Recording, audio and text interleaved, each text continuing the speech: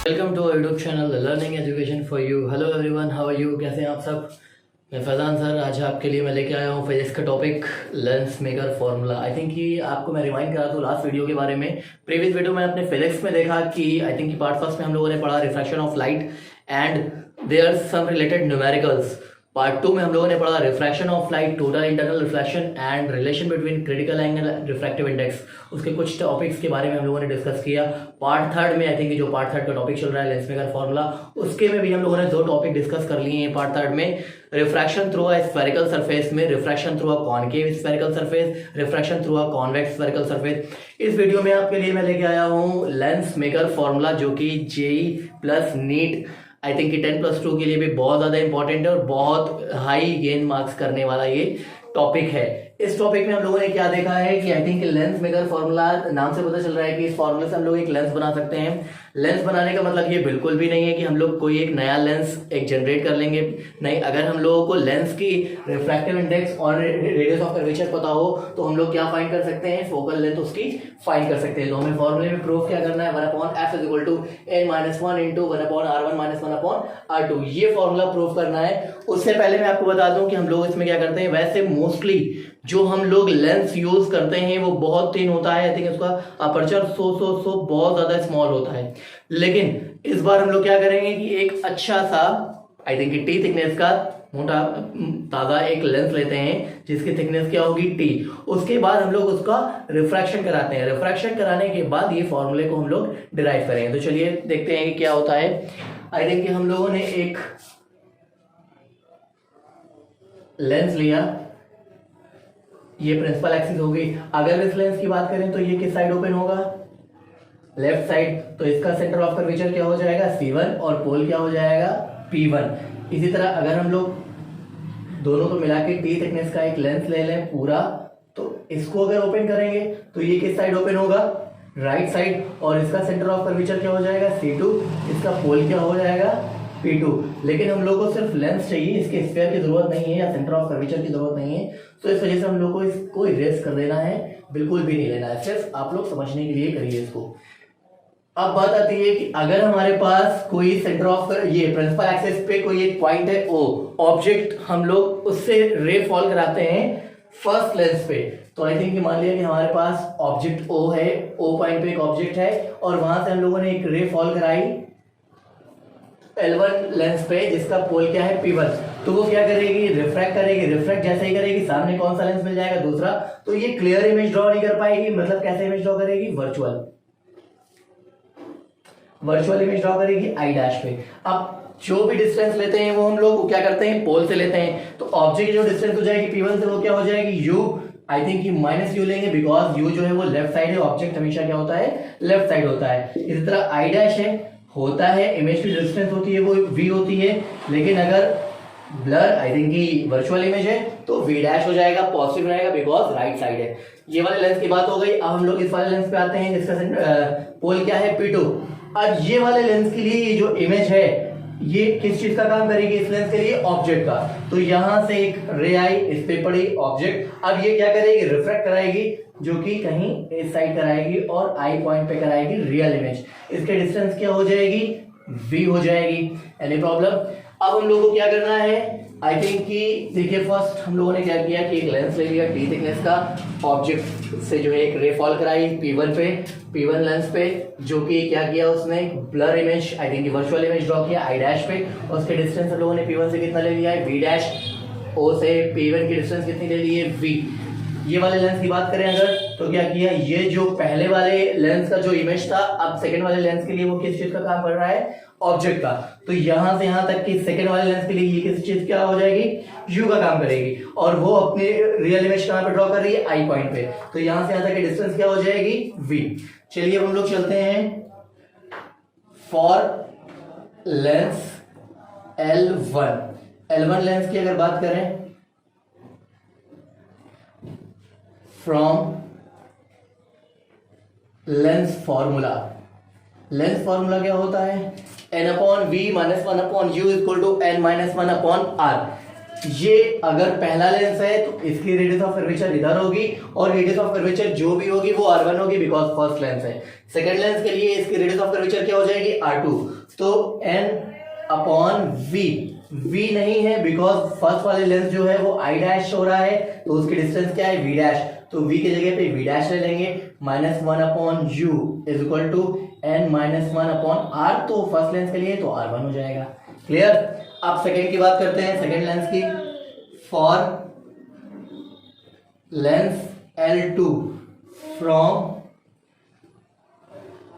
Lens formula, lens formula की अगर बात करें तो फॉर्मूला क्या होता है, देखिए अभी तक क्या हो रहा था, first medium to second medium जा रहा था, लेकिन अब कहां से लाइट आ रही है, यहां से लाइट आ रही है, second medium to first medium में आ रही है, तो रिफ्रैक्टिव इंडेक्स जो होगा वो रेसिप्रोकल हो जाएगा। तो जहां जहां पे n होगा वहां पे हम लोग क्या रखेंगे 1/n। तो फॉर्मूला क्या होता है n अपॉन v, 1/n।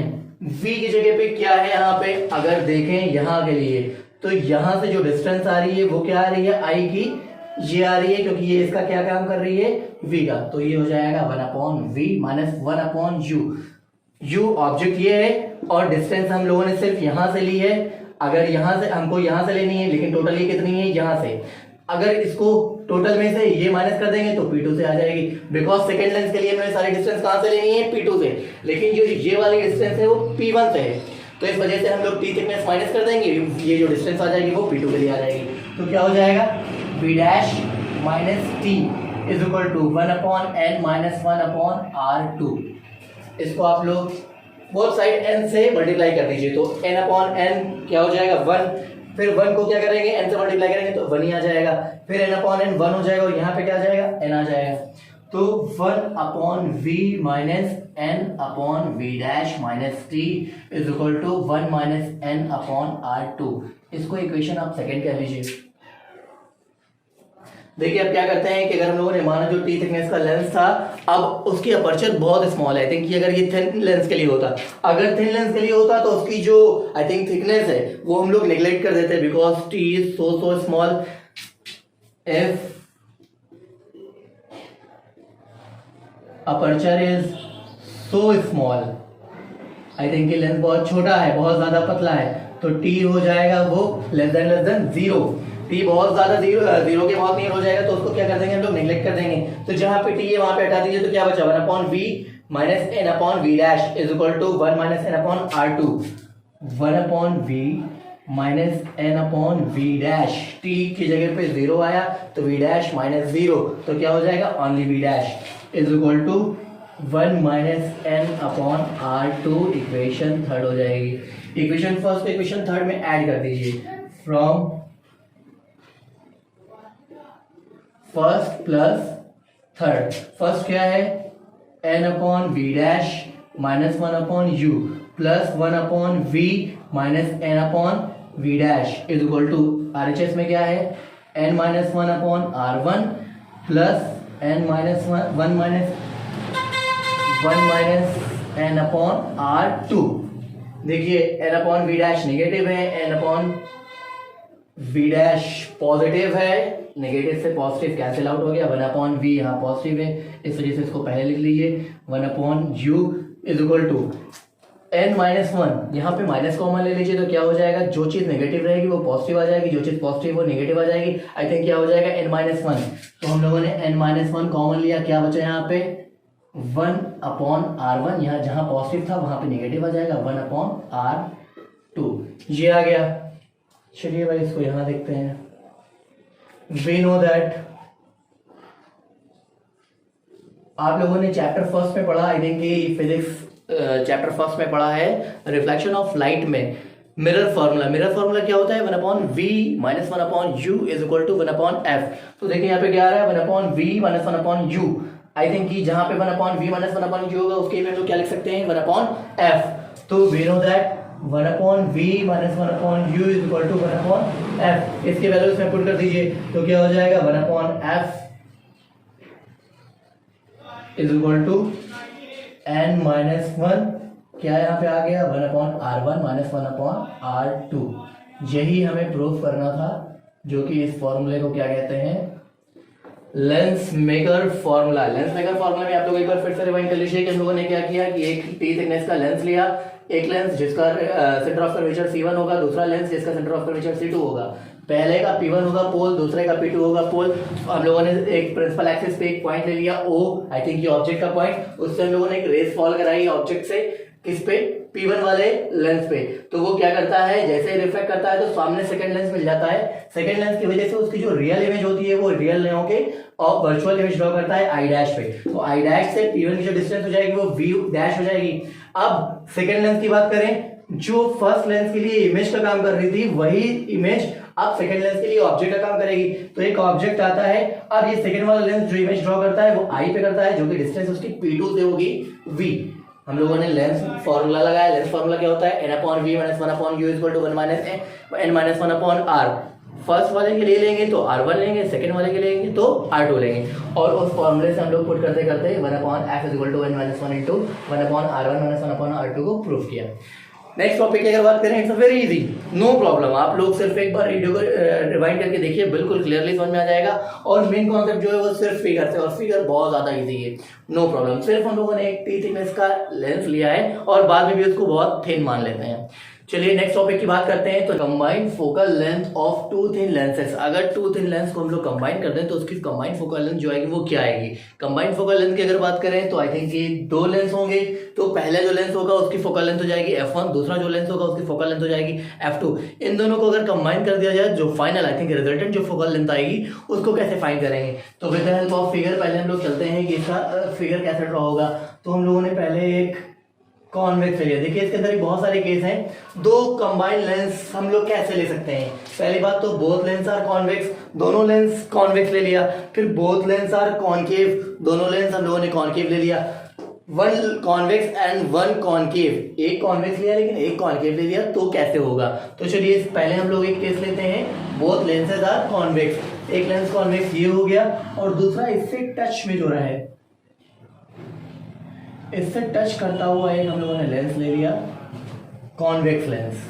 अब ये बीच में क्या हो गई, प्रिंसिपल एक्सिस।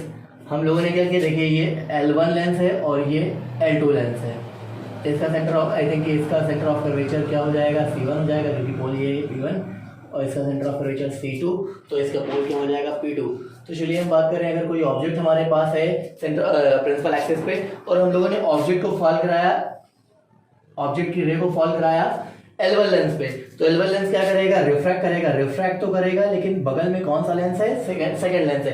इस वजह से ये रियल इमेज ड्रॉ नहीं करेगा। ये कैसी इमेज ड्रॉ करेगा, वर्चुअल इमेज ड्रॉ करेगा। जब ये वर्चुअल इमेज ड्रॉ करेगा तो आई थिंक कि ये किस पॉइंट पे आ जाएगा, आई डैश पे आ जाएगा।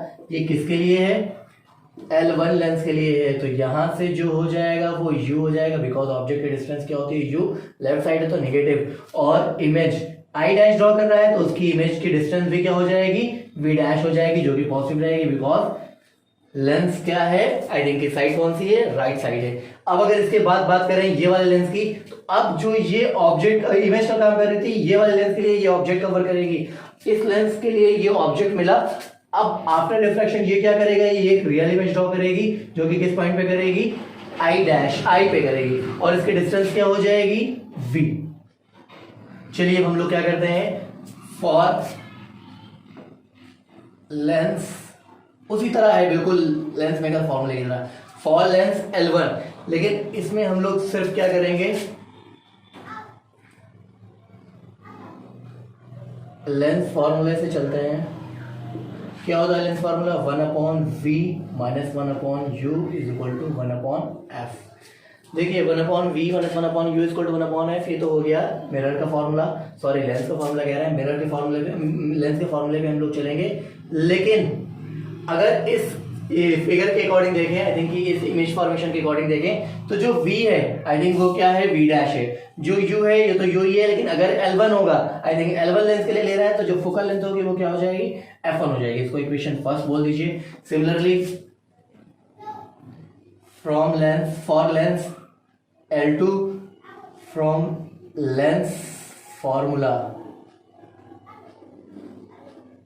लेंस फॉर्मूला क्या होता है बताइए, 1/v - 1/u = 1/f। तो v की जगह पे तो v है, लेकिन एफ यू की जगह पे क्या है वी डैश, और अगर हम मानते हैं जो ये इसका जो कंबाइन हुआ है, इन दोनों कंबाइन होने के बाद भी इसका अपर्चर बहुत स्मॉल है, तो इस वजह से जो इसकी डिस्टेंस होगी वो इस पॉइंट से होगी दोनों लेंथ के लिए।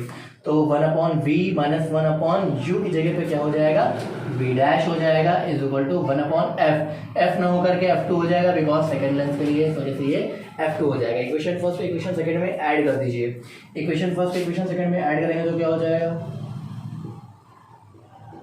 इक्वेशन फर्स्ट प्लस सेकंड, तो इधर हो जाएगा 1/v dash minus 1/u is equal to plus 1/v minus 1/v dash is equal to 1/f1 plus 1/f2।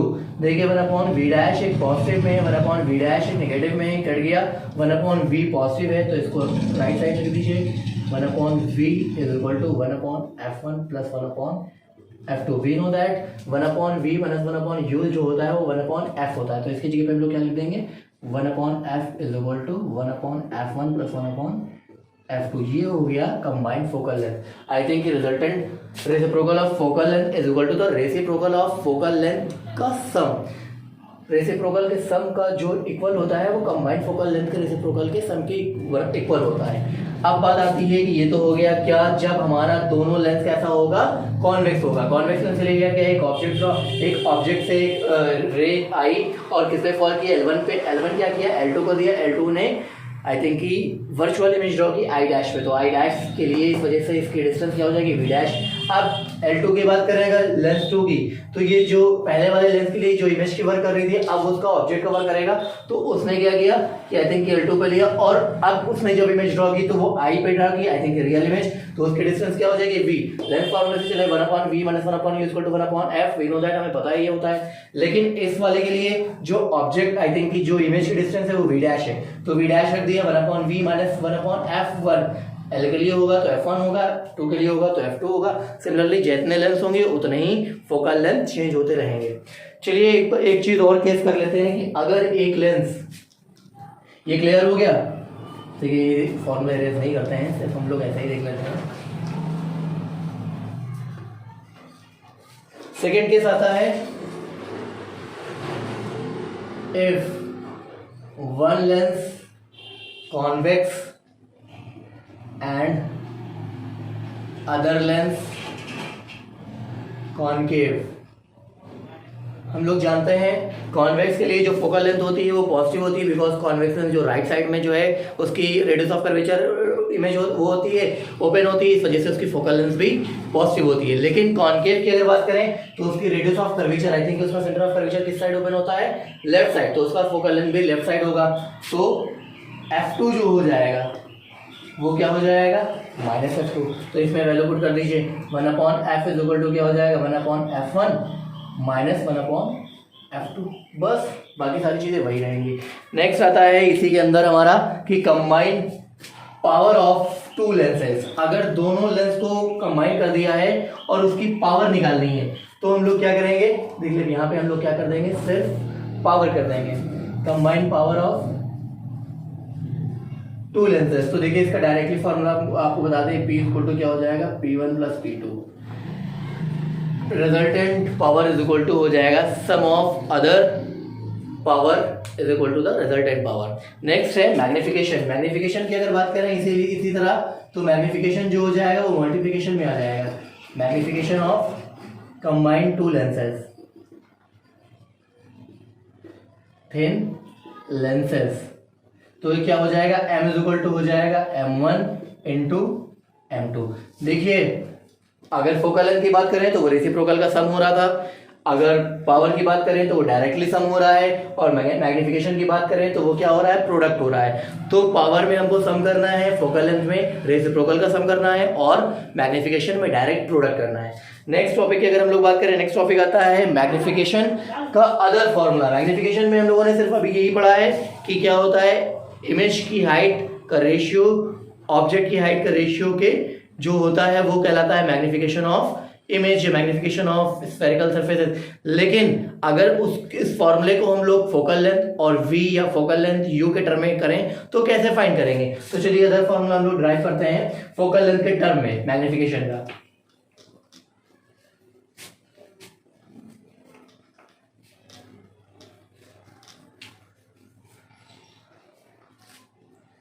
Magnification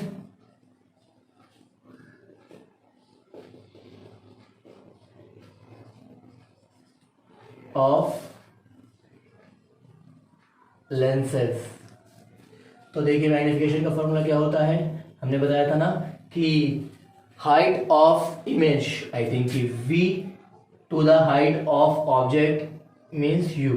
m is equal to जो होता था वो क्या होता था v अपॉन u। लेकिन ये तो है क्या v और u के टर्म में, लेकिन अगर हम लोगों ने इसका अदर फॉर्मूला फाइंड किया I think in terms of focal length, तो कैसे करेंगे? मैग्निफिकेशन